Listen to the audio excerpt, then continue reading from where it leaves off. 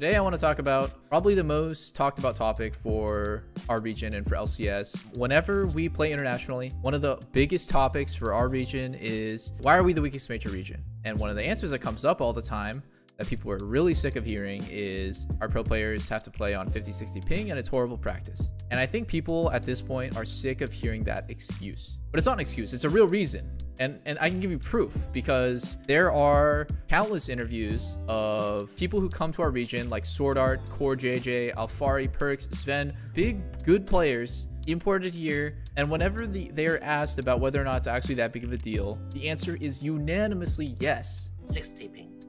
60 ping, yeah. Yeah, 16 ping also will make the player playstyle change.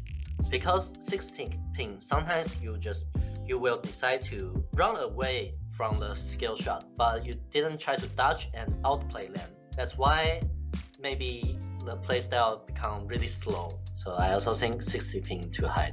They always know and say yes because it is absolutely a huge reason why our region is not playing as well as it should. With all of the resources that is invested into NA and the millions of dollars and all of the hard work of the pro players, which I think is like a meme now because people think like American players are just like lazy and not working.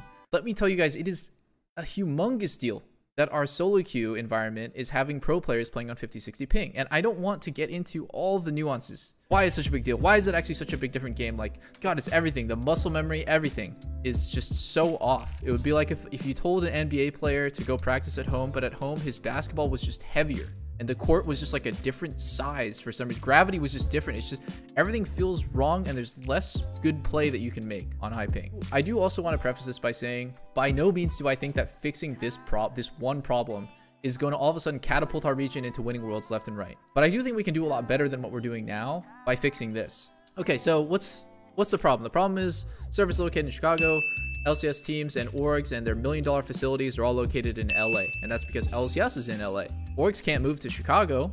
And if we move the servers to just flat out be in LA, then like 80% of the US is all of a sudden now playing in like, or 80% of North America, sorry, is now playing on way higher ping. That's a tough problem to fix, right? But then let's look at CSGO. And let's actually look at Valorant, which is Riot Games' other game. Look, how does their matchmaking work? It's location-based. It's location-based matchmaking. So what happens is a lobby is created.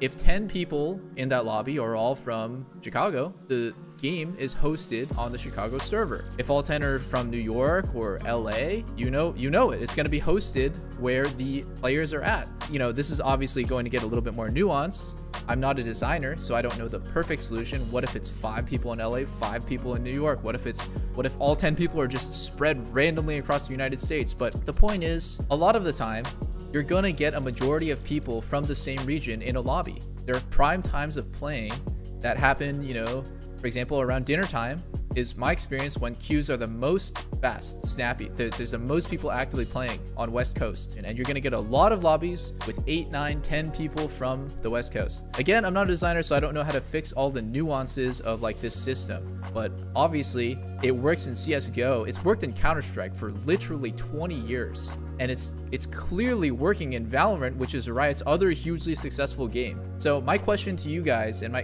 question to Riot too, is why can League not have this system? What is holding League back from having that same system being implemented into League? And I feel like this would absolutely kill so much of, like, this whole video was actually, I've like gone so back and forth on this video so many times. It was all sparked by the like Golden Guardians Hunter versus Bjergsen thing on Twitter, which is absolutely hilarious and absolutely cringe, like how that whole thing went out. But like, wow, it got me thinking, guys, like, why does LCS even need in-houses? This is such a ridiculous thing. Does any other region talk about in-houses and like their in-house system? Absolutely not. They don't talk about that because they don't want it.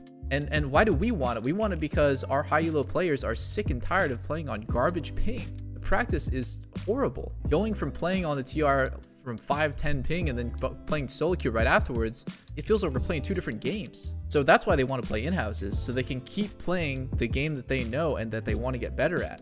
And I think a lot of high-rated players, a lot of pro players, amateur players, academy, etc. would play a ton more solo queue, and they would be happy to, because a lot of their games would be played with the server that's closest to them. And boy, that would feel amazing.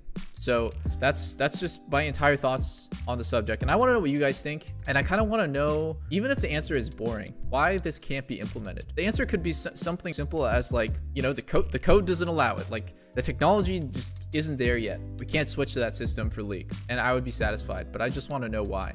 Thank you guys for kind of listening to my video and listening to my idea. Yeah, I'm curious if you have any thoughts about it. And other than that, peace out, guys. Thanks for watching.